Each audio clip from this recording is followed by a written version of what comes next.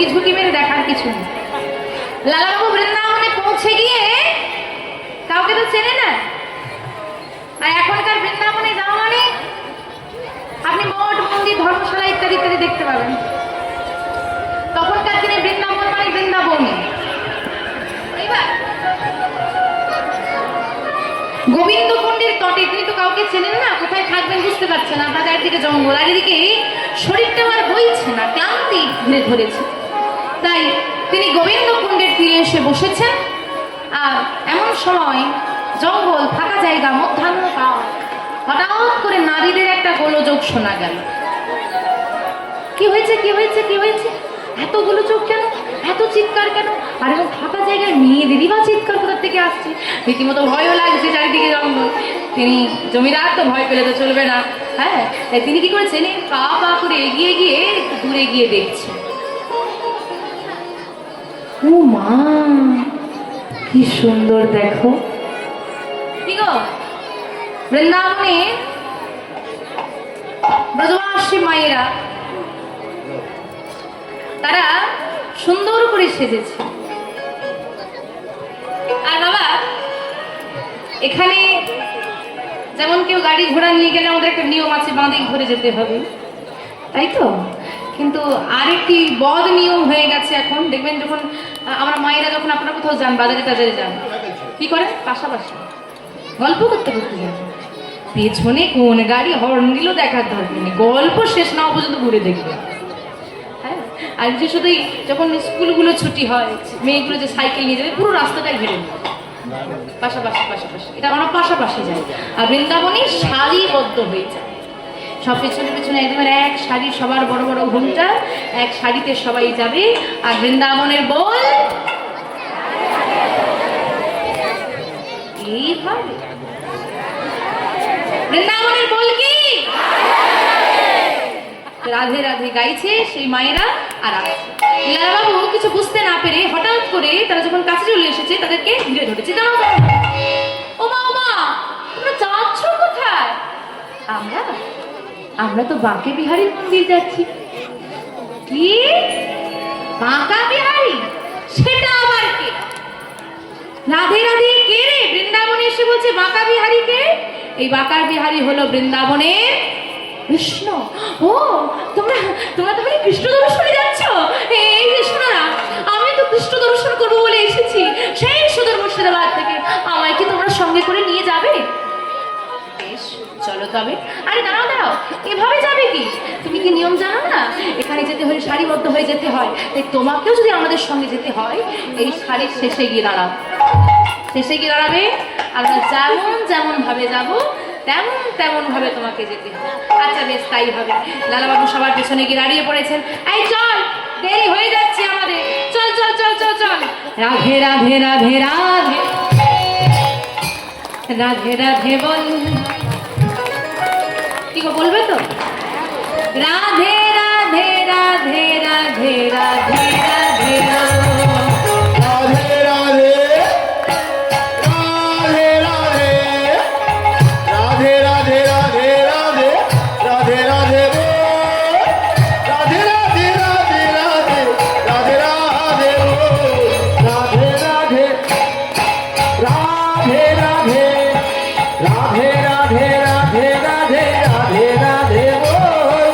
राधे राधे राधे राधे राधे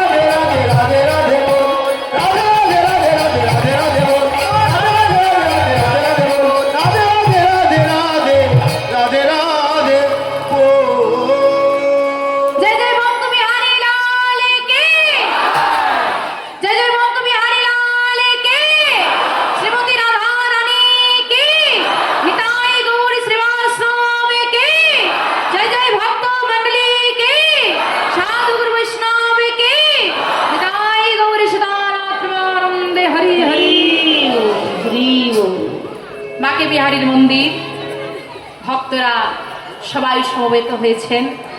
সেই বাঁকে বিহারী মন্দিরে প্রবেশ করে দর্শন করে লালাবাবু প্রণাম করলেন। বাঁকে বিহারী প্রণাম করে বাঁকে বিহারীর ভোগ লাগলো, সেই প্রসাদ সবাই নিলেন, লালাবাবুও নিলেন। নিয়ে তিনি চিন্তা করছেন, মন্দির তো, এত ভক্ত, আর এই সবার মাঝখানে প্রসাদটা কি সেবা করা যায়? না না না, এখানে আর দাঁড়িয়ে আমি সেবা করব না। যেখানে আমি অপেক্ষা করে বিশ্রাম নিচ্ছিলাম ওই জায়গাটা বেশ নির্জন, ওইখানে যাই। তিনি আবার প্রসাদটা নিয়ে গোবিন্দকুণ্ডের তীরে ফিরে এলেন। প্রসাদ সেবা করে গোবিন্দকুণ্ডের জল পান করে বিশ্রাম নিচ্ছেন। আর এদিকে একজন বৈষ্ণব এসে লালাবাবুর সঙ্গে কথোপকথন করছেন। কে বাবা তুমি? কোথার থেকে এসেছো? কি বৃত্তান্ত? লালাবাবু তার সমস্ত ঘটনা সেই বৈষ্ণবকে খুলে বললেন। বৈষ্ণব ঠাকুর বলে উঠলেন, বাহ, তুমি জমিদার হয়ে বৃন্দাবনে এসেছো, জমিদারি ছেড়ে দিয়ে, এটা শুনে বড় ভালো লাগলো। কারণ জানো তো বাবা, বিষয়কে ভালোবাসতে সবাই পারে, কিন্তু বহু জনমের থাকিলে সৌভাগ্য, বিষয় ছাড়ি হয় বৈরাগ্য। সবার জীবনে বৈরাগ্য আসে না। কিন্তু বাবা, তুমি যে বলছো তুমি সচল কৃষ্ণ দর্শন করবে, সেই জন্য জমিদারি ছেড়েছ, তোমাকে একটা কথা বলি বাবা, সচল কৃষ্ণের দর্শন করা কিন্তু খুব একটা সহজ কথা, অনেক কষ্ট সহ্য করতে হবে। আমি পারবো, আমি পারবো। তুমি কিন্তু জমিদার, আমি তো আর জমিদার নেই, আমি আমি সব কষ্ট সহ্য করতে পারবো। শুধু আপনি বলুন না, ওই গোবিন্দের সাক্ষাৎ দর্শন পেতে হলে কি করা লাগবে? আচ্ছা আমি বলবো, তার আগে তুমি বলো, তোমার কি গুরু দীক্ষা হয়েছে? গুরু দীক্ষা হয়েছে সবার? হয়েছে? তুমি যতবারই তীর্থ ভ্রমণ করো না কেন, 5 বার চলে গেছো বৃন্দাবন, 10 বার মায়াপুর, লীলাচন্দ্র, ইত্যাদি ইত্যাদি ইত্যাদি, কিন্তু যতক্ষণ না গুরু দীক্ষা হয় ততক্ষণ তোমার গোবিন্দ কৃপাও কিন্তু হবে না। কিন্তু কেন হবে না? কেন? গুরুদেব তো শ্রুতিমূলে একটা মন্ত্রই দেবে, আর আমি তো সব মন্ত্র জানি, আমি শিক্ষিত হয়েছি, আমি তো বই দেখে নিজেই পড়ে নিতে পারি। গুরুদেব বলবে সত্যি কথা বল, আমি এমনি সত্যি বলি। গুরুদেব বলবে সৎ পথে থাকো, আমি এমনি সৎ পথে থাকি। গুরুদেব বলবে সৎ কর্ম করো, আমি এমনি সৎ কর্ম করি। তাহলে গুরুদেবকে দরকার কিসে?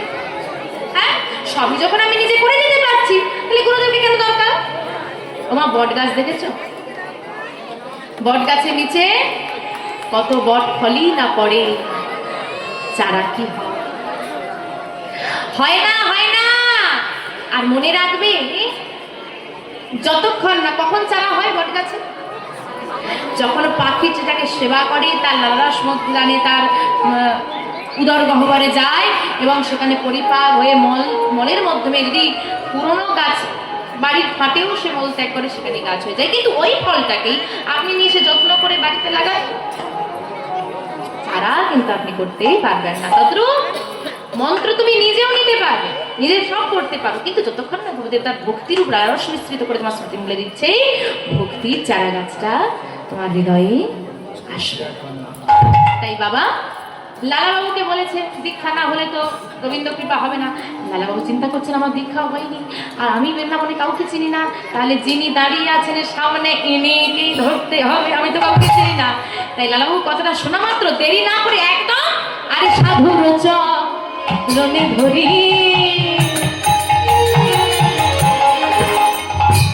কহে লালা কৃপা করে,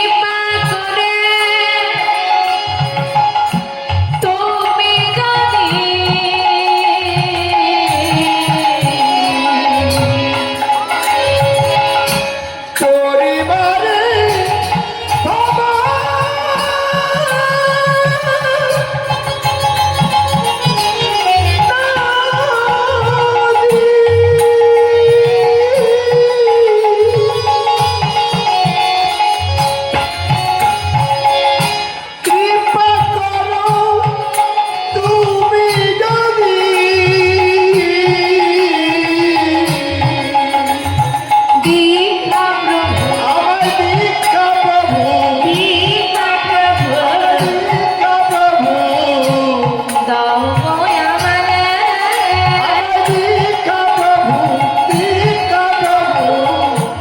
দাও আমারে গুরুদেব আমায় দয়া করো গুরুদেব আমায় কৃপা করো গুরুদেব আমায় দয়া করো গুরুদেব আমায় দয়া করো আশ্রয় দাও চরণ তলে গুরুদেব আমায় কৃপা করো আশ্রয় দাও তপসী চরণ তলে গুরুদেব আমায় কৃপা করো আরে ছাড়ো ছাড়ো ছাড়ো কি হচ্ছেটা কি পথে ঘাটে যেখানে সেখানে তুমি চরণ দুটো জড়িয়ে ধরবে আর দিয়ে বলবে দীক্ষা দাও দীক্ষা দাও দীক্ষা দাও এভাবে কি দীক্ষা হয়ে যায় শোনো লালা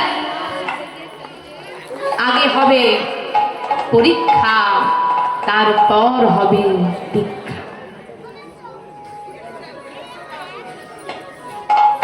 শোনো আমি তোমার পরীক্ষা নেব পরীক্ষায় যদি তুমি উত্তীর্ণ হতে পারো আমি কথা দিয়ে গেলাম আমি নিজে সে তোমায় দীক্ষা দেব কারণ বাবা যেমন আপনারা গুরু করেন খুব দেখে শুনে কোন গুরুটা ভালো করতে হবে তেমন গুরুদেবকেও শিষ্য করতে হবে অনেক দেখে ও মা এখনকার গুরু শিষ্যরা কিরকম সবাই নয় তবে এখন বেশিরভাগ যেটা হয়ে গেছে হ্যাঁ দীক্ষা হয়ে গেছে গুরু শিষ্যের যোগাযোগ নাই বছরে একদিন গুরুদেব যোগাযোগ করবে পাওনাটা নেই হরি বল। এইটুকুই সম্পর্ক এই হচ্ছে গুরুদেবের বর্তমান বেশ কিছু গুরুদেব বেরিয়েছে এখন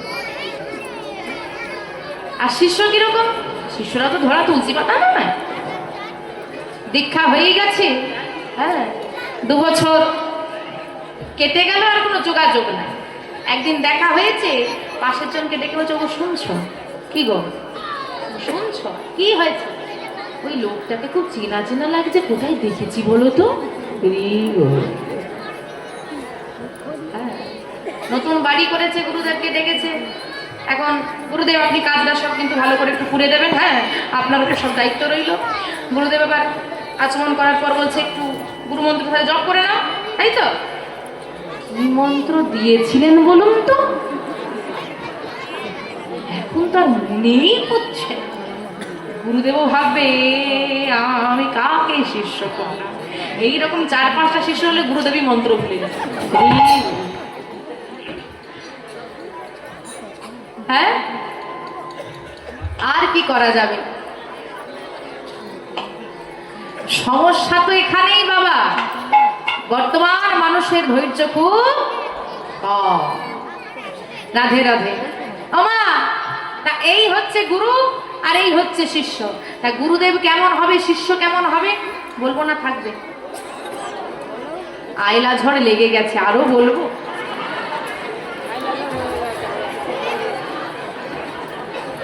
অনেক দেরি হয়ে যাচ্ছে সময় হয়ে গেছে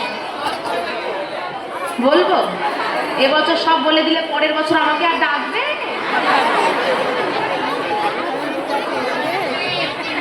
হরিবল হরিবল তাহলে মন দিয়ে শুনবে তো কেউ হাসবে না তো ঠিক তো হাসলে কিন্তু বন্ধ করে দেবো হাসবে না তো একদম মুখে আঙুল দিয়ে বসতে হবে কথা বলবে না তো সব একটা ছেলের নাম ছিল ভোলা তো তার নামটা শুধু ভোলা তার চরিত্রটাও ভোলা না একদম ভোলা ভালা ছিল তো তাকে সবাই কাজ করিয়ে নেয় কিন্তু বিনিময়ে কিছু দেয় না মানে সততার যেভাবে মানুষ সৎ ব্যবহার করে তো ভোলাকে সবাই দুঃসাই করে তাড়িয়ে দেয় তা ভালো লাগে সবার কাছ থেকে আঘাত পেতে পেতে ভোলার মনে হলো এই গ্রামে আমি আর থাকবোই কেউ আমাকে ভালোবাসে না তো মনের দুঃখে ভোলা গ্রাম ছেড়ে চলে যাচ্ছে ভোলার সব গুণ ভালো একটা গুণই খারাপ কি গুণ একটু খায় বেশ এছাড়া আর খারাপ গুণ নাই তো ভোলা এদিকে জঙ্গল পেরিয়ে যাচ্ছে অন্য গ্রামে চলে এসেছে এইবার দোষ তো একটাই পেটের জ্বালা এবার আর হচ্ছে না মা ওই দেখো মন্দিরে প্রসাদ দিচ্ছে একেবারে দৌড় দিয়ে মন্দিরে এসে হাতটা পেতে দিয়েছে এটা হলেই সুখ সেবা টেবা করে এবার চিন্তা করছি, চলে তো এলাম, থাকবো কোথায়, খাবো কোথায়? মন্দিরে তো রোজ প্রসাদ দেবে, এই মন্দির তো আমি আর ছাড়বো না। মন্দিরের বাইরে বসে পড়েছে। এখন মন্দিরের বাড়ির দিকে বসে থাকে, এই খোকা শোন শোন, এইখানে চালন কুড়ি, জঙ্গল থেকে চালন কুড়ি নিয়ে আনতো। মন্দিরের যে সমস্ত বাবাজিরা থাকে তাকে চালন কুড়ি নিয়ে, এই এখানটা পরিষ্কার কর, এই একটু জল তুলে আন। তো গুরুদেব দুদিন লক্ষ্য করেছে ছেলেটাকে। মন্দিরের যিনি গুরুদেব তিনি দেখে বলছে, শুনলাম নাম কি? আমার নাম বহলা। বাড়ি কোথায়? আমার বাড়িটা বল না বাবা। দেখো আমাকে সবাই না, সবাই কেমন দুচ্ছাই করে, কেউ ভালোবাসে না। তোকে তো এত কাজ করায় সবাই, তো রাগ হয় না? না না, কাজ তো করিয়েছে, রাগ কিসের? আমার তো কাজ করতে ভালোই লাগে, শুধু দোষ আমার একটাই, একটু খাই তো বেশি, এই সবাই আমাকে কেমন করে বলে। আচ্ছা তুমি বলো তো, খাওয়াটা কি অপরাধ? না বাবা, খাওয়া তো অপরাধ না। তুমি তোমার কাছে আমাকে রাখবে, পেট শুধু আমাকে পেট ভরে খেতে দেবে, তোমাদের সব কাজ আমি করে দেব। আমার তো কেউ নেই, আমাকে রাখো না। এমন ভোলা ছেলে। আচ্ছা কিন্তু মন্দিরে থাকতে হলে যে দীক্ষা নিতে হবে, যা দিতে হয় আমাকে দিয়ে দাও তো, আমি সব নিয়ে নেবো। তো দীক্ষা হয়ে গেছে, ভোলা মন্দিরে থাকে, সকাল থেকে রাত পর্যন্ত যার যত কাজ, কোনো না নেই, সবাই করে দেয়। এবার একটু খাই বেশি, তাতে কোনো অসুবিধে নেই, এভাবেই চলছে। কিছুদিন পর ঘুম থেকে উঠেছে ভোলা। তো ঘুম থেকে উঠে ভোলা প্রতিদিনই দেখে যে মন্দিরের ব্যবস্থাটা সব হয়ে যায়, রন্ধন টন্ধন শুরু হয়ে যায়, সময় মতো গোবিন্দের ভোগ লাগবে। তো রান্না বান্না বন্ধ। কি গো আজকে কি হয়েছে? তোমাদের এখানে রান্না বান্না বন্ধ কেন? কি গো আজকে কি হয়েছে? কে দোষী? আর যে দোষী হয়েছে হয়েছে, তা ওই একজনের দোষীর জন্য সবাই না খেয়ে থাকবো না? বলে দেখো বাবু, কে দোষী হয়েছে তো আমি বলতে পারবো না, এটুকু বলতে পারি আজকে কিন্তু মন্দিরে কেউ সেবা করবে না, আর যারা সেবা করবে তারা ফল সেবা করবে। ব্যাপারটা তো ভালো ঠেকছে না। না না না, গুরুদেব, ও গুরুদেব, ও গুরুদেব, কি হয়েছে? দেখে সকালে চিৎকার করছে। ওই যে ওরা কি বললো জানো? কি বলেছে? ওরা বললো কে নাকি দোষী হয়েছে, তার জন্য মন্দিরে রান্না বন্ধ। আজকে একাদশী, আজকে তো সত্যি মন্দিরে রন্ধন হবে না। সে কি? দেখো আমি কিন্তু তোমাকে প্রথম দিনই বলেছিলাম, আমাকে কিন্তু পেট পুরো খাবার দিতে হবে। আমি কিচ্ছু জানি না, আমার ক্ষুধা লেগেছে, আমাকে খাবার দিতেই হবে। আমি কিন্তু ওই উপোস টুপোস করে থাকতে পারবো না, যে দোষী হয়েছে হয়েছে, তার জন্য আমি উপোস করতে পারবো না। চুপ কর, চুপ না, চুপ আমি করবো না, আমার বিহিত করে দিতে হবে। প্রথম দিনই বলছি আমি না খেয়ে থাকতে পারি। চুপ কর, একদম চুপ। আজকে মন্দিরে রন্ধন হবে না। আমি কি গিয়ে থাকবো? একটা কাজ কর, গুরুদেব তো, সবাইকে তো মানিয়ে নিয়ে চলতে হবে, ব্যবস্থা তো একটা করতেই হবে। ছেলে তো একদম মন্দির মাথায় তুলেছে। শোন, এনে আটা, এনে আলু, জঙ্গলে চলে যা, রুটি করবি, সবজি করবি, সেবা করবি, সন্ধ্যের আগে ফিরে আসবি, ঠিক আছে? হ্যাঁ ঠিক আছে। শোন, কাউকে বলবি না। আচ্ছা আচ্ছা ঠিক আছে ঠিক আছে। এই শোন, গুরুদেব কেমন হবে দেখবি, সেবা তো তুই করবি, সেবা করার আগে এই যে আমাদের প্রভু আছে শ্রীরামচন্দ্রের মন্দির, তো তোরও তো প্রভু, তা তুই সেই তোর প্রভুকে ডেকে আগে সেবা দিবি, তারপর তুই সেবা করবি। দুজনের কি এইটুকু আটাতে হবে? দাও আরেকটু দাও। ছেলেকে তো বোঝানো মুশকিল। আচ্ছা ঠিক আছে, তাই নে। এইবার আটা নিয়ে ভোলা এসেছে জঙ্গলে, সুন্দর করে জ্বালানো পুড়িয়ে রান্ধন করেছে, রুটি গেছে পুড়ে, অতটুকু ছেলে রান্না তো করেছে কোন রকম। এখন অনেক বেলা হয়ে গেছে, আর এদিকে ভোলার খুব ক্ষুধাও লেগেছে। ডাকবো কখন, আসবে কখন, সে সেবা করবে কখন, তারপর আমার একটা কাজ করি, আগে দুজনের সাজিয়ে ফেলি, হ্যাঁ, তারপরে ডাকবো, এসে গেলে দুজনে একসঙ্গে বসে পড়ি। সেই তো সেবা করতেই হবে, একা একা কেন করবো, দুজনে সেবা করে নেবো। দুজনে সুন্দর করে সাজিয়ে ফেলেছে, হ্যাঁ, পাতায় করে সুন্দর করে সাজিয়ে, এইবার পাতা দিয়ে আবার আসন করেছে, এবার আসন করে ডাকছে, প্রভু শ্রীরাম এসো, প্রভু শ্রীরাম এসো, রঘুপতি রাঘব। আমাকে তো আর লাগবেই না, रघुपति राघव राजा राम पतित पावन सीताराम। जय जय रघुपति राघव पतित पावन सीताराम। रघुपति राघव राजा राम पतित पावन सीताराम। राजा राम पतित पावन सीताराम। राजा राम पतित पावन सीताराम। राजा राम पतित पावन सीताराम।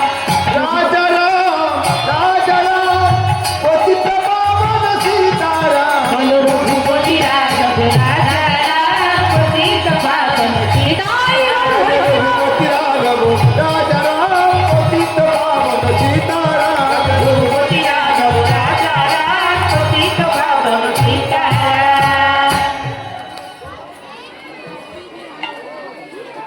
ওমা, ও বুঝেছি বুঝেছি, বসে পড়ুন, কিচ্ছু হয়নি মা, বসে। বুঝেছি বুঝেছি, কি হয়েছে জানো, আমার রুটিগুলো পুড়ে গেছে বলে না আসছে না। এবার বুঝেছি। হ্যাঁ, তা শোনো একটা কথা বলি, যদি আমার পোড়া রুটি দেখে না আসো না, মন্দিরে কে দোষী হয়েছে, রান্না বান্না হবে না, সারাদিন উপসে থাকতে হবে। ভগবানকে ডাকছিল, ভক্তের ডাক দেখতে কতটা মন সরল, বলছে যদি আমার পোড়া রুটি দেখে না আসো তাহলে সারাদিন উপোস, মন্দিরে কে দোষী হয়ে গেছে, রান্না বান্না হবে না। তো ভগবান এসে হাজির হয়েছে, ভগবান এসে হাজির হয়েছে। বা রাম বাম দেশি জানকী, রাম বাম, শ্রী রামচন্দ্র, আর বামে কে আছে,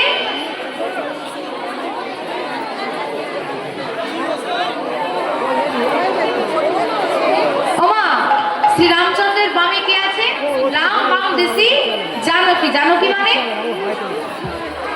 জানকী মানে কি গো, সীতা মা। তাহলে শ্রী রামচন্দ্রের বাম দিকে সীতা মাকে নিয়ে প্রভু এসে হাজির হয়েছে। এইবার ভোলার তো বাবা, ওর হয় আমি কিচ্ছু হবে না, কিচ্ছু হয় না, ওর কিচ্ছু হয় না। ভোলার তো বাবা একটাই চিন্তা, তো সে জিজ্ঞেস করছে ইনি কে, বলছে এ হলো আমার জানকী। বলি ইনিও কি,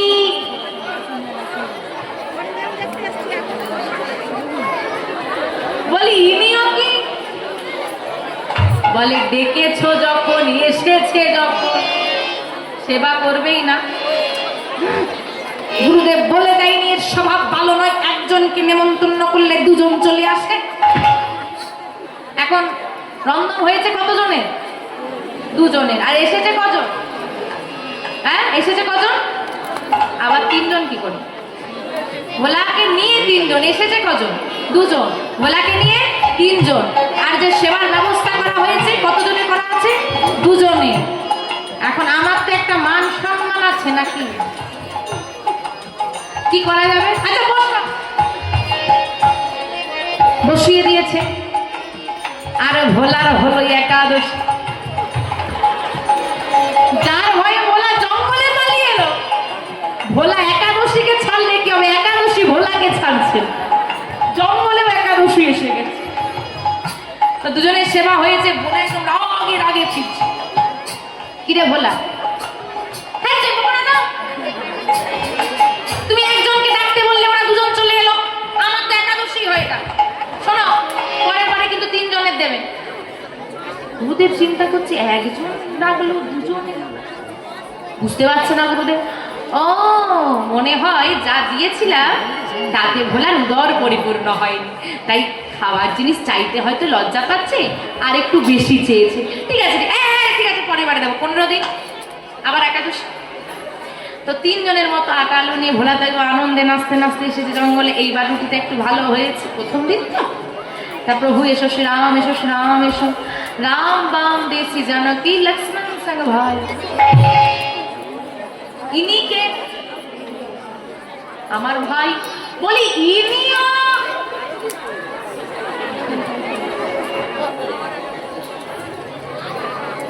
বলে এসেছে যখন, তিনজনেরই তো হয়েছে, আজ বসো। তিনজনের সেবা হয়ে গেল, ভোলার হলো একাদশী। ফিরে এসেছে, ও গুরুদেব, হয়নি হয়নি, 4 জনে দিতে হবে, ওরা 3 জন এসেছে। গুরুদেব এবার চিন্তা করছে, আরে বাবা, একটা মানুষ এত খাবে কি করে? হ্যাঁ, কোনটা দিলা? নিশ্চয়ই ভোলা কোনো কুকর্ম করছে, আমাকে দেখতে হবে। পরের বারে 4 জনের এনেছে, তাই তো? ওরা 3 জন, ভোলাকে নিয়ে 4 জন, 4 জনের এনেছে, 4 জনের রন্ধন হয়েছে। রাম বাম দেশি জানকী লক্ষ্মণ সঙ্গ ভাই হনুমান সঙ্গায়। সহ্যের একটা সীমা হয়, সীমা পেরিয়ে যাচ্ছে, এবারে আর ঠিক হচ্ছে না। সেবাটা তোমরা করে নাও, পরের বারে আমি দেখিয়ে দেব। সেবা দিয়ে দিয়েছে, মনে মনে বলছে পরের বারে দেখিয়ে দেব। আর ভগবান মনে মনে হাসছে, বলে তুই যদি দেখাতে পারিস তো আমিও দেখাতে পারি। সেবা হয়ে গেল, ভোলা ফিরে এসেছে। গুরুদেব বলছে, না না, ব্যাপারটা সুবিধা না, ও গুরুদেব আরো বেশি করে দিতে হবে। গুরুদেব এবার একদম সিদ্ধান্তে স্থির যে এ তো সেবা করে না, নিশ্চয়ই কোনো কুকর্ম করে, মনে হয় ও জঙ্গল পেরিয়ে বাজারে গিয়ে বিক্রয় করে দেয়, এর মধ্যে অর্থের লোভ এসে গেছে। তাই পরের বারে অনেক আটা আলু নিয়ে ঘোড়া জঙ্গলে চলে এসেছে, আর গুরুদেব পিছু পিছু ধাওয়া করছে। আর ভোলা এদিকে আটা আলু চিন্তা করছে, বাবা এত আটা, এত আলু, রুটি করতে করতে তো সকাল হয়ে যাবে। আবার ওদের তো আবার ঠিক নেই, প্রতিবার 1 জন করে বাড়ায়। একটা কাজ করি, সেই আমি খাটাখাটনি করি আর আমারই সেবা হয়। তা ওরা আগে ডেকে নি, কজন আসে দেখি, লোক দেখে রান্না বসা। ভালো বুদ্ধি না? প্রভু শ্রীরাম এসো, প্রভু শ্রীরাম এসো। এখন প্রভু রাম তো এসেইছে, সীতামা আছে, লক্ষ্মণ আছে, ভরত, শত্রুঘ্ন, হনুমান, যত রাম ভক্ত ছিল সবাইকে এনে হাত। ওই যে বলেছে দেখিয়ে দে, আমি জান তোমার স্বভাবটা মোটেও ভালো না, এই জন্য তো রান্নাই করি। দেখো এসেছো, ফিরে যেতে তো বলবো না, প্রতিবারে 1 জন 1 জন করে বারবার সবাইকে নিয়ে চলে এসেছো, বুঝতেই পারছি। ও মা,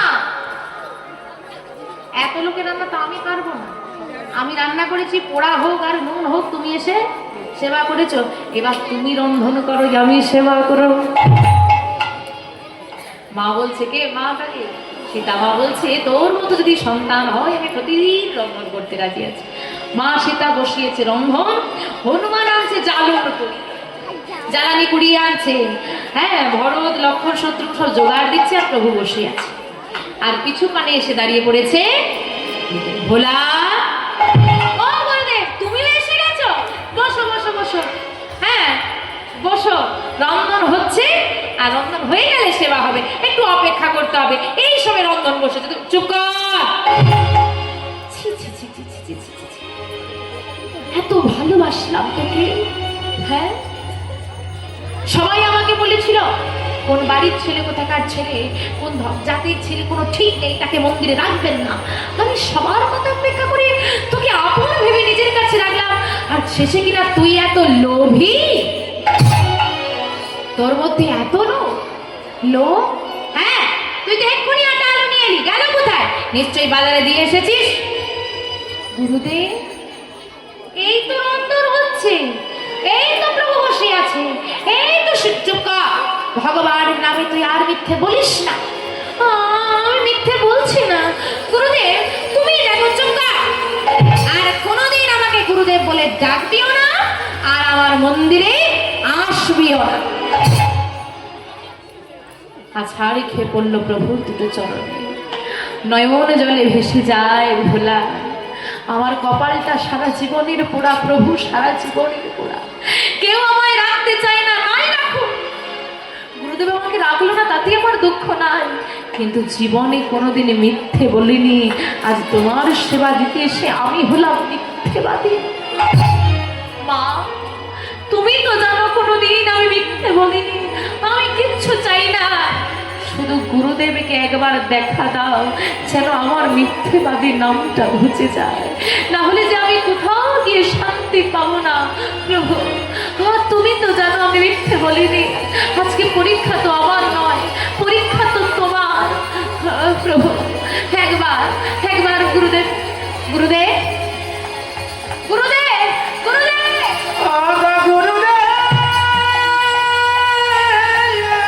গুরুদেবকে হাতে ধরে টানতে, ছাড় বলছি, ছাড় আমার হাত। গুরুদেব, একবার এসো, একবার এসো গুরুদেব। ছুটতে ছুটতে নিয়ে আসছে গুরুদেবকে।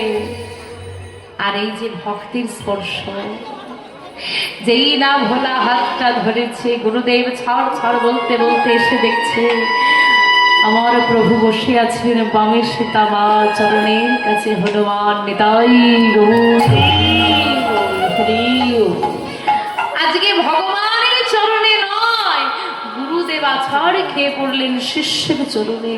ওরে ভোলা, তোকে আমি অবিশ্বাস করেছিলাম, তবে তোর মতো যদি ভক্ত হয়, তোর মতো যদি শিষ্য হয়, শিষ্যের গুণে গুরুর উদ্ধার হয়ে যায়। তাই বাবা, যেমন শিষ্য ভালো করতে হবে, গুরু ভালো করতে হবে, শিষ্যকেও ভালো হতে হবে। তা শোনো লালা, আমি তোমার পরীক্ষা নেব। তা কি পরীক্ষা গুরুদেব? তুমি দিতে পারবে তো পরীক্ষা? হ্যাঁ, আমি সব পরীক্ষা দিতে রাজি আছি। তাহলে এই নাও, ধরো। কি হলো? হাঁ করে তাকিয়ে আছো কি? ধরো। আরে লালা, ধরো ধরো লালা, আর ঝুলি কাঁধে ঘুরে এসো দারে দারে, ঘুরে এসো দারে দারে। তুমি ধরো ধরো লালা, ভিক্ষার ঝুলি কাঁধে ঘুরে এসো দারে দারে, ঘুরে এসো দারে দারে। ধরো ধরো লালা, আর ঝুলি কাঁধে ঘুরে এসো দারে দারে, ঘুরে এসো দারে দারে। কৃষ্ণ গুণগান ভিক্ষা মেঘেরা,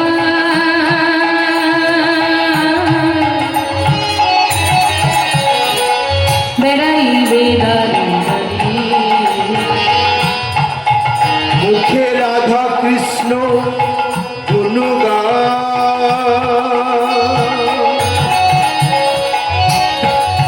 তুমি ভিক্ষা মেঘে না,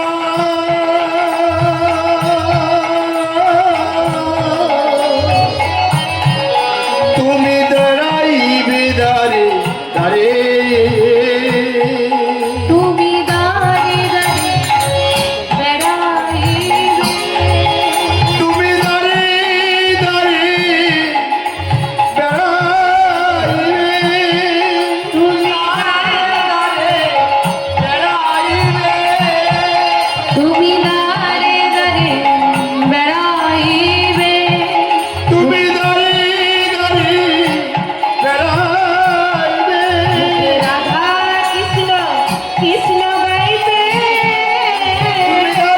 মায়েরাকে উঠবেন না, এত ভক্ত ভক্তি এখন উঠলে যাদের যাদের দেওয়ার বাসনা আছে শেষে দেবেন, এখন বসে যান, শেষে দেবেন। এত ভক্তের মধ্যে উঠে এলে তো অসুবিধা হবে না। তুমি দাঁড়ে দাঁড়ে বেড়াইবে। মায়েরা বসে যান, এখন আসবেন না।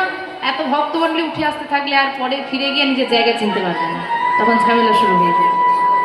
হরি বল হরি বল। ও মা, শোনো, ভিক্ষা তো করবে, তারপর কি করবে?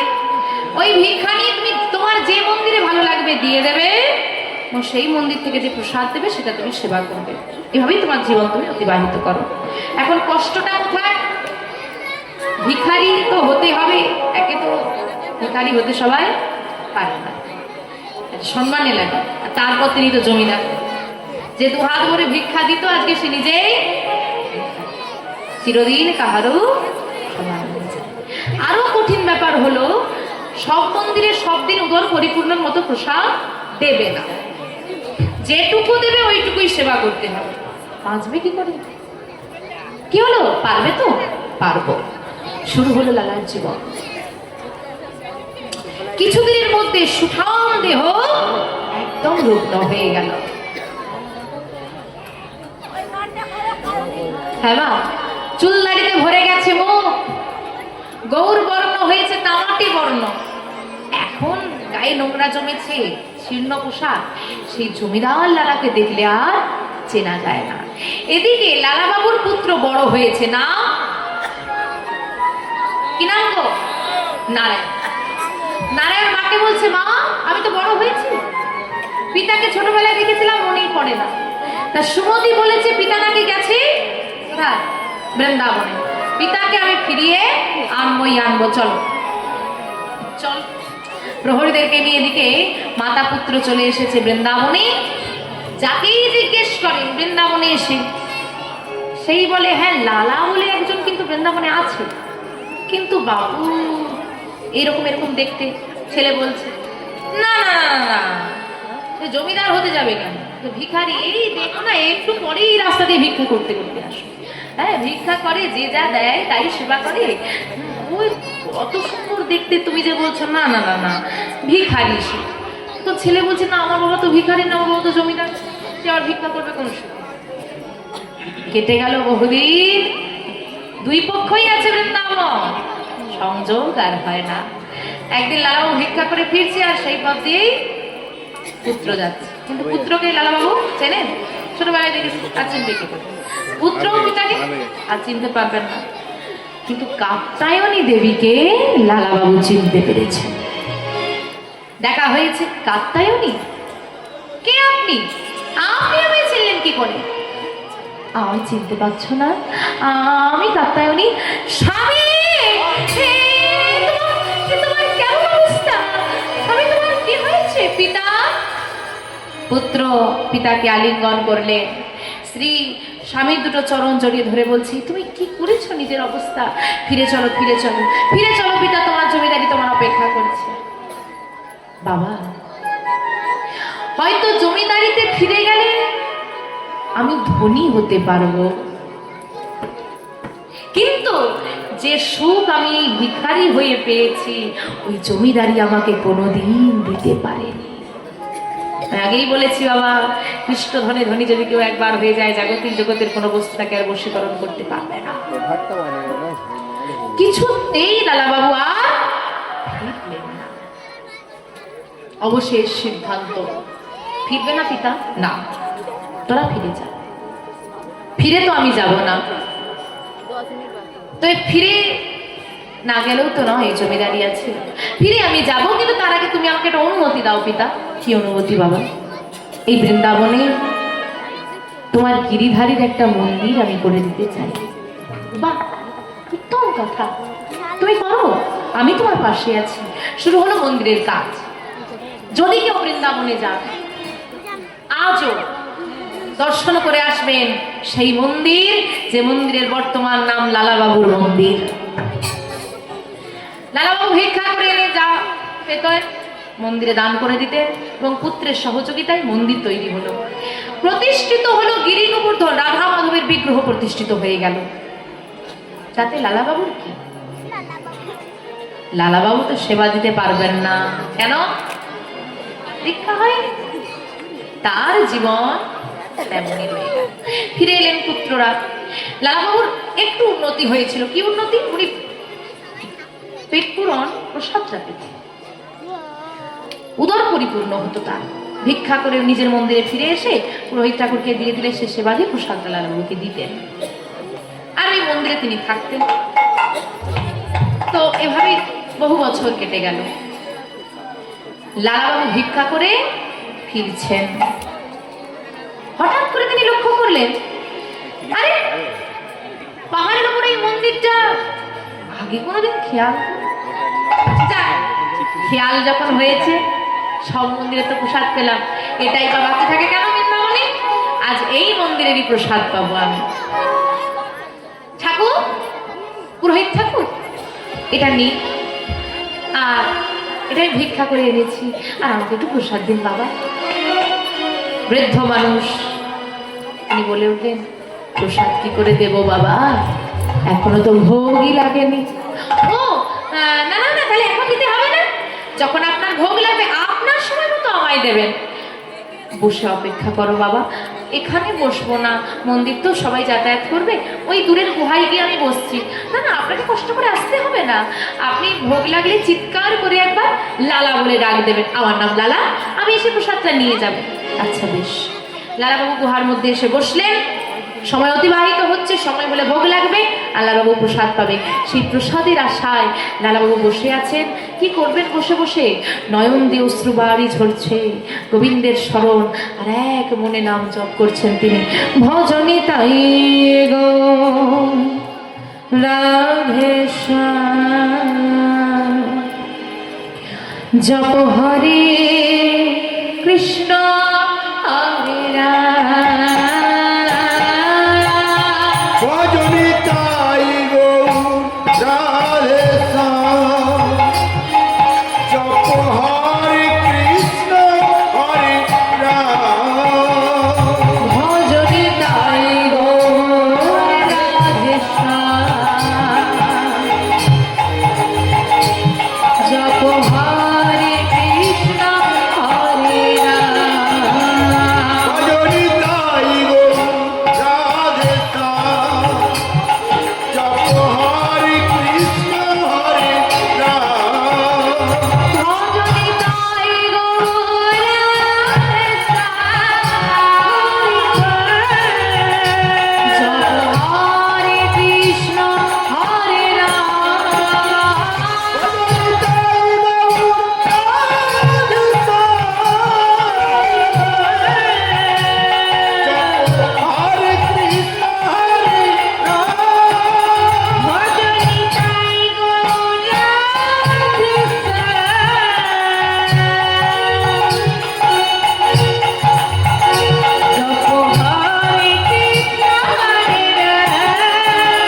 ভজনে তাই গো রাধে শ্যাম, জপ হরে কৃষ্ণ হরে রাম। ভজনে তাই গো রাধে শ্যাম, জপ হরে কৃষ্ণ হরে রাম। ভজনি তাই গো রাধে শ্যাম, জপ হরে কৃষ্ণ হরে রাম। ভজনি তাই গো রাধে শ্যাম, জপ হরে কৃষ্ণ হরে রাম। মধ্যাহ্নকাল, ভোগ লেগেছে, লালাকে ডাকতে বলেছে। আজকে এমনি ভোগ লাগাতে অনেক দেরি হয়ে গেল, হ্যাঁ যাই ছেলেটাকে ডাকি। মন্দিরের বাইরে বেরিয়ে এসে ওই পাহাড়ের উপর থেকে ডাক দিচ্ছে। যেই না লালা বলে চিৎকার করতে যাবে, হঠাৎ করে একটা বজ্রাঘাত পড়ল আর শুরু হলো প্রবল বেগে ঝড়। অজর ধারায় নামলো বৃষ্টি। ঠাকুর চিৎকার করে ডাকছে, লালা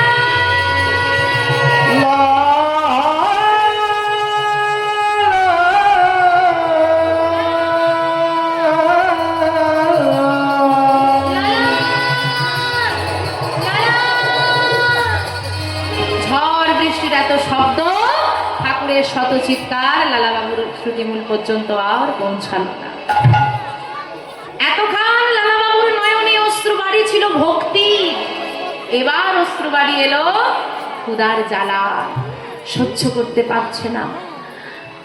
গোবিন্দকে ডাকছে আর বলছে, হে গোবিন্দ, তোমার কি একটু প্রসাদ এই হতভাগার কপালে নেই? একটু প্রসাদ পাবো না? ক্ষুধার জ্বালা যে আর সহ্য করতে পারছি না।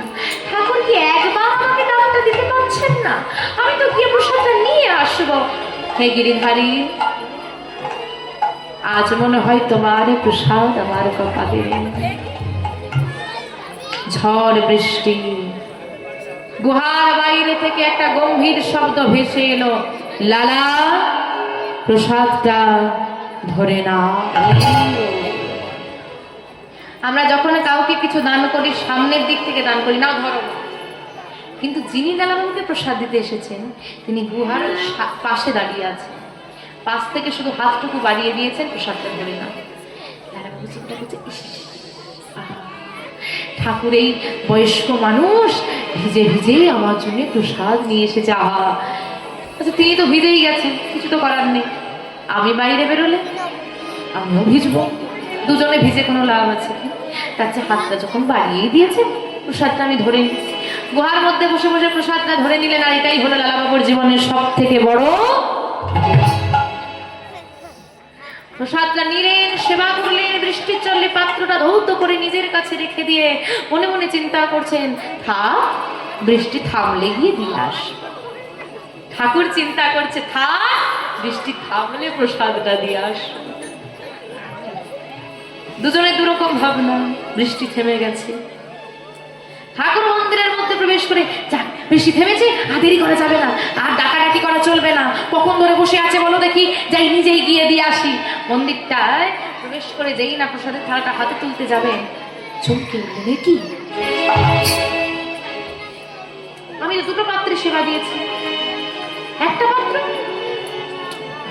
আরেকটা গেল কোথায়? বলা যায় না, বয়সটা কি কম হলো?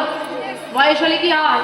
স্মৃতি নষ্ট হয়, ভুলেই গেছি। হয়তো প্রতিদিন দুটোই দিয়ে আজকে একটা দিয়ে দিয়েছি, যাই হোক হবে, থাক থাক থাক, এখন এইসব পরে ভাববো, আগে গিয়ে প্রসাদটা দিয়ে আসি। ওই একটি প্রসাদের পাত্র হাতে নিয়ে লালার কাছে এসেছেন, আর লালাবাবু গুহা থেকে বেরিয়েছেন, পাত্রটা ফেরত দিতে যাবেন। ভাবছেন, তিনি দূর থেকে ঠাকুরকে দেখে ভাবছেন তিনি আবার পাত্র নিতে আসছেন হয়তো, তাই তিনি পাত্রটা বাড়িয়ে দিতে যাবেন, তার আগেই ঠাকুর বাড়িয়ে দিয়েছে, লালা প্রসাদটা ধরে না। প্রসাদ? আমি প্রসাদ পেয়েছি, আমার আর লাগবে না।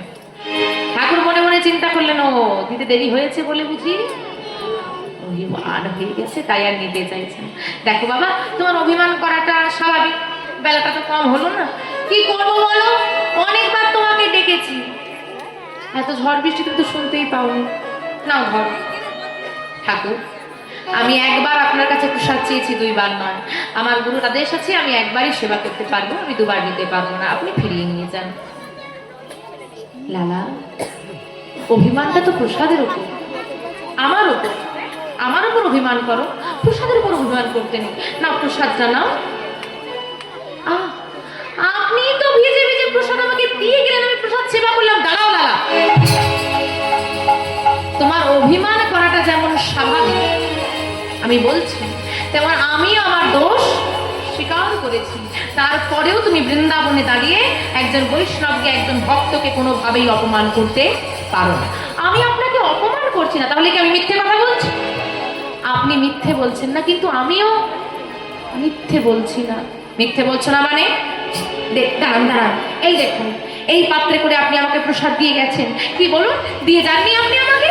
বৃষ্টিতে ভিজে ভিজে, ঝড় বৃষ্টির মধ্যে আপনি তো এসে প্রসাদটা আমায় দিয়ে গেলেন।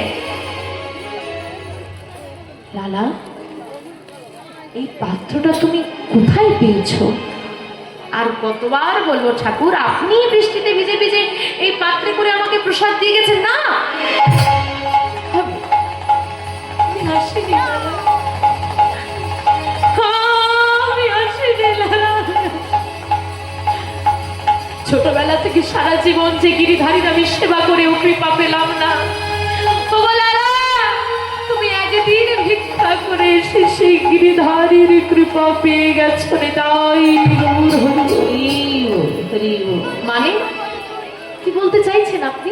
আমি তো কিছু বুঝতে পারছি না। বুঝতে পারছো না লালা? আমি নই লালা, আমি নই। তোমার জন্য প্রসাদ হয়ে এসেছে বৃষ্টিতে ভিজে ভিজে স্বয়ং গিরিধারী। কি বললেন? কি বললেন আপনি? গিরিধারী এসেছিল?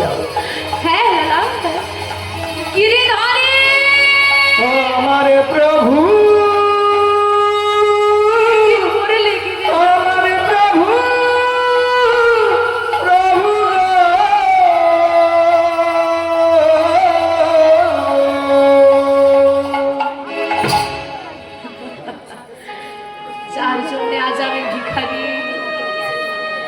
ভাগ্যের পরিহাস,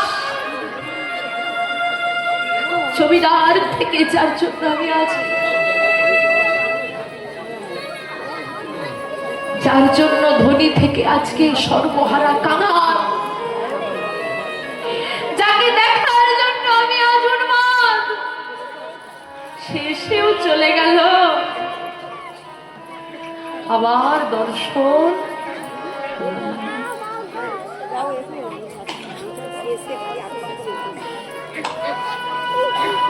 ঠাকুর, আমি বড় অভাগা, আমি বড় অভাগা। লালা, তোমার জন্য গিরিধারী প্রসাদ বয়ে দিচ্ছে আর তুমি নিজেকে অভাগা বলছো? হ্যাঁ, আমি বড় পাপী, আমি বড় অপরাধ করেছি। কেন বলছো লালা এসব? ভেবে দেখুন ঠাকুর, আমার জন্য গিরিধারী বৃষ্টিতে ভিজল না, আর আমি এমন পাপী, বৃষ্টির ভয়ে আমি বাইরে এলাম, যার জন্য ভগবান বৃষ্টিতে ভিজল। আর আমি সেই হতভাগা বৃষ্টির ভয়ে বাইরে এলাম না আমার সব। কিন্তু কেন? এর উত্তর আমাকে পেতেই হবে, যেতেই হবে। কিন্তু উত্তরটা দেবে কে? গুরুদেব। গুরুদেব,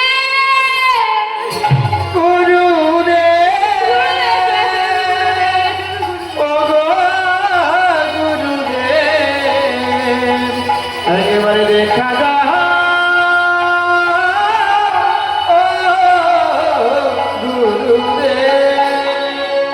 ছুটতে ছুটতে এসে কৃষ্ণদাস বাবাজির চরণে আছাড় খেয়ে পড়লেন। লালা, গুরুদেব, আর সব শেষ হয়ে গেল গুরুদেব। কি হয়েছে লালা, কি হয়েছে? আমার জন্য গিরিধারী বৃষ্টিতে ভিজে ভিজে প্রসাদ আনলো, কিন্তু একবার এক পলকের জন্য দেখা নিল না গুরুদেব। ভুলে যেও না লালা, তোমার এখনো দীক্ষা হলো। কেন হলো না? আমার জন্য আপনার গিরিধারী বৃষ্টিতে ভিজতে পারলো, আমার জন্য প্রসাদ বয়ে আনলো, আর আপনি আমাকে দীক্ষা দিতে পারলেন না গুরুদেব। লালা, তোমাকে তো আমি আর বলেইছিলাম পরীক্ষা দেবে, পরীক্ষায় উত্তীর্ণ হলে তবে দীক্ষা দেব। তুমি কি আমার কথা রেখেছো? হ্যাঁ, আমি রেখেছি। তুমি দাঁড়িয়ে দাঁড়িয়ে ভিক্ষা করেছো? হ্যাঁ, আমি করেছি। প্রতিটা দাঁড়িয়ে দাঁড়িয়ে ভিক্ষা করেছো? হ্যাঁ, আমি করেছি। না করনি, একটা দরজা এখনো বাকি আছে। কোন দরজা? কোন দরজা? জগৎ ছেটের দরজা। না না না না না, আমার প্রাণ থাকতে আমি কোনোদিন জগৎ ছেটের দরজায় গিয়ে দাঁড়াবো না। কেন গুরুদেব? যে জগৎ ছেটের কথা আপনি বলছেন, ওই জগৎ ছেটকে আমি নিজের প্রাণের থেকেও বেশি ভালোবাসতাম। আর ভালোবাসার দাম সে কি দিল? আমার নামে সামান্য জমির জন্য হাইকোর্টে করলো মামলা, আর আপনি বলছেন তার দরজায় গিয়ে আমি আঁচল পাবো? না না না, আমি যাব না।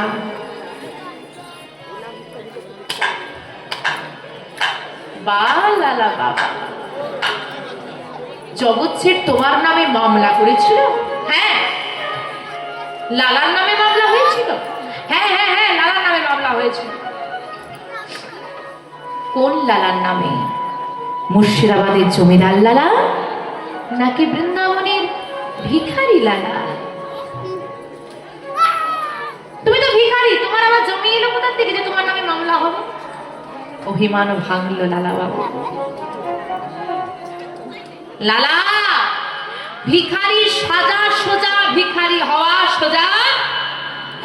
তুমি জমিদারি ছেড়েছো, মুর্শিদাবাদ পরিত্যাগ করেছো, মহল পরিত্যাগ করেছো, বৃন্দাবনে এসেছো, কিন্তু এখনো তোমার মনে জমিদারি আছে। তবেই না জমিদারির শত্রুতা আজ বহন করছো। গুরুদেব, এইটুকু ভুল। শুধু আমি জগৎ ছেটের দুয়ারে গেলাম না বলে আপনি আমাকে দীক্ষা দিলেন না, আপনি আমায় দীক্ষা দিলেন না বলে ভগবান নিল, কিন্তু তাই এইটুকু ভুলের এত বড় সাজা। সাজা যখন হয়েই গেছে, জীবনের যখন শেষ সব হয়েই গেল, এই জীবন আমি আর এই জীবন আমি আজ পরিত্যাগ করব। লালা, এসব বলো না কেন গুরুদেব? যাকে দেখার জন্য আমার জীবন, সেই তো এসে চলে গেল, দেখা গেল, নাহলে জীবন রেখে কি হবে? কিচ্ছু শেষ হয়নি, অনেক সময় আছে। যাও, তুমি জগৎ ছেটের দুয়ারে যাও, এক মুষ্টি ভিক্ষা করো জগৎ ছেটের থেকে। জগৎ ছেটের দুয়ার থেকে যদি তুমি আজই এক মুষ্টি ভিক্ষা আনতে পারো, আজই তোমার দীক্ষা। হ্যাঁ, আমার দীক্ষা হবে গুরুদেব। আমি যাব, আমি যাব, আমি আজই যাব, আমি জগৎ ছেদের দুয়ারেই যাব। আসছি গুরুদেব, আমি ভিক্ষা নিয়ে আসছি, আপনি অপেক্ষা করুন। বন্ধু, বন্ধু, ছুটতে ছুটতে ছুটতে ছুটতে জগৎ ছেদের বাড়ির সামনে এসে দাঁড়িয়েছে। প্রহরীরা বাধা দিল, দাঁড়া, কোথায় যাবি ভিখারি? আমি আমি যে ভিক্ষা করতে এসেছি, দাও না আমায় কিছু ভিক্ষা। দাঁড়া দাঁড়া দাঁড়া দাঁড়া, দিচ্ছি। প্রহরী ভেতরে গিয়েছে। ও বাবু, দরজায় একজন ভিখারি এসেছে। জগৎ ছেদ, জমিদার, এনে একটা সোনার মুদ্রা জাগিয়ে দিয়ে দে। স্বর্ণবহর মানে সোনার পয়সা। সোনার মুদ্রা নিয়ে এসে লালাকে, এনাও এনাও, ধরো ধরো ভিখারি ধরো, এই মুদ্রাটা নাও। আমি যে সোনার ভিখারি নই, আমি স্বর্ণ মুদ্রার ভিখারি নই, আমি তো এক মুষ্টি ভিখারি, আমাকে এক মুষ্টি ভিক্ষা দাও। পাগল রে, শুধু ভিখারি নয়, সঙ্গে পাগল। পাগল না হলে কি ভালোবাসা যায়? ভালোবাসতে হলে একটু পাগল হতে হয়, তবে না গোবিন্দের প্রেম আসে। যারা ভক্ত হয় তারা একটু পাগলই হয়। যেখানে সেখানে দেখবেন নৃত্য করছে, যখন তখন চিৎকার করে নাম গাইছে, তবেই না নিতাই চাঁদকে বলা হতো পাগল। নদিয়ার প্রেম বাজারে পাগল এসে, পাগল হতে হবে। এ ভারী পাগল তো। ও বাবু, ভেতরে গিয়েছে প্রহরী। জানো যে ভিখারিটা এসেছে না, এমন ভিখারি আমি আগে দেখি। মানে তাকে স্বর্ণ মুদ্রা দিলে নেয় না, বলে এক মুষ্টি ভিক্ষা দাও। বাবা, ভিখারিরা তো বেশি চায়। এবার স্বর্ণ মুদ্রা পরিত্যাগ করছে, চল তো গিয়ে দেখি একবার ভিখারি। ভেবে দেখুন লালা বাবু কেমন ভিখারি। ভিখারিকে দেখতে জমিদার আসছে, জমিদারকে দেখতে মানুষ যায়, আজকে ভিখারিকে দেখতে জমিদার আসছে। আর এই দাঁড়া দাঁড়া দাঁড়া, খুব খুব চেনা। আরে এ তো সেই মুর্শিদাবাদের জমিদার লালা। এ আবার কবে ভিখারি হয়ে গেল? দূরে দাঁড়িয়ে আছে, কাছে আর যাচ্ছে না, চিনতে পেরে গেছে। ও বুঝেছি বুঝেছি বুঝেছি, মামলায় আমার কাছে হেরে গেছে না, তাই প্রতিশোধ নেওয়ার জন্য ছদ্মবেশ ধারণ করে আমার ক্ষতি সাধন করার জন্য ছলনা করতে আমার দরজায় এসেছে। ভেবেছে আমি চিনতে পারবো, এই চিনেছি। এইসব দূরে দূরে দাঁড়িয়ে দাঁড়িয়ে হচ্ছে। আর লালা বাবু মনের ভাবটা বুঝে ফেলেছে, চিৎকার করে বলছে, ও বন্ধু, দূরে দাঁড়িয়ে গেলে যে, কাছে আসবে না? আরে ভয় পাচ্ছ? না না, তুমি যা ভাবছো তা নয়। না গো না, না না, আসিনি আজ তোমার কাছে বন্ধু কোনো ছলনা,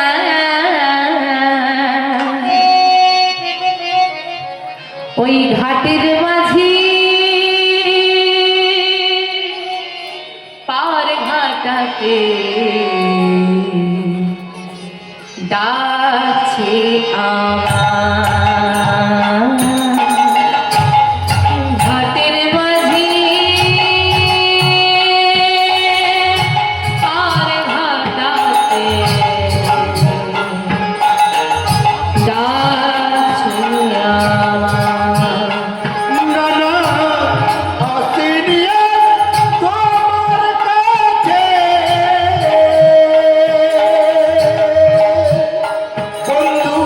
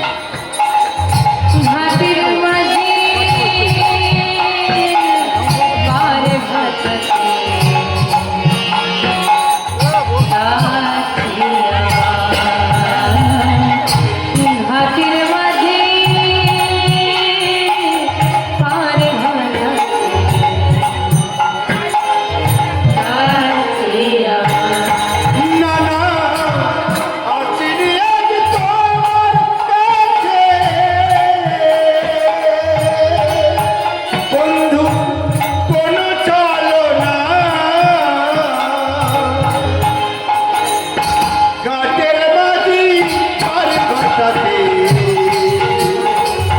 ডাকছে আমার গাছের বাড়ি মার ঘাটাতে ডাকছে আমার ওরে পাগল মার ঘাটাতে ডাকছে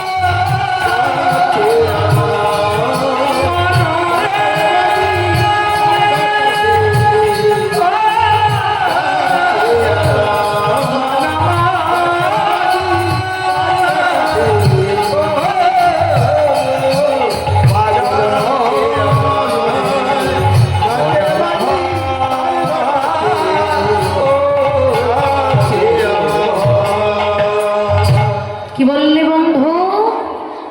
তোমার ভবঘাটের মাঝি তোমাকে ডাক দিয়েছে? আচ্ছা বন্ধু, তোমাকে যদি তোমার ভবঘাটের মাঝি ডাক দেয় তাহলে তো আমারও ডাক এসে গেছে। তুমি যদি ভিখারি হও, আমি জমিদার কি থাকতে পারি? লালাবাবুকে এক মুষ্টি ভিক্ষা দান করলেন জগৎসের সঙ্গে, নিজেও জমিদার পরিত্যাগ করে ভিখারি হলেন। আজ লালাবাবু জগৎসের দুজনে এসে দাঁড়ালেন গুরুদেবের কাছে। গুরুদেব দুজনকেই দীক্ষা দিলেন। লালাকে বলে ওঠে, লালা এবার বুঝতে পারছো কেন বলেছিলাম জগৎ শেঠের দুয়ারে যাও? এরপর লালাবাবু এবং জগৎ শেঠ দুই বন্ধু চলে গেল। লালাবাবুর একটা মন্দির রয়েছে, সেই মন্দিরে নিজে হাতে দুই বন্ধু সেবা দিত। দেখতে দেখতে যেটা সবার জীবনে আসবে সেটা হলো বার্ধক্য কাজ, যেটা লালাবাবুকে গ্রাস করলেন। এইবার লালাবাবু আর ঠিক মতো ভজন সাধন করতে পারেন না, গোবিন্দের সেবা ঠিক মতো সেবা কার্য করতে পারছেন না। তার কোথাও কি আজকে মনে হলো, যখন আমার অল্প বয়স ছিল ভজন সাধন করেছি, অনেক গোবিন্দের সেবা যত্ন করেছি। আচ্ছা যখন ভজন সাধন করলাম তখন যখন ভগবান এলো না আমাকে দেখা দিতে, এখন তো করতে পারি না, এখন কি আর দেখা দেবে? তার তো মনে হয় দেখা দেবে না। আর এই বার্ধক্যকালে গোবিন্দ ছাড়া আমার ভালোও লাগছে না, আজকে আমি প্রাণ ত্যাগ করব।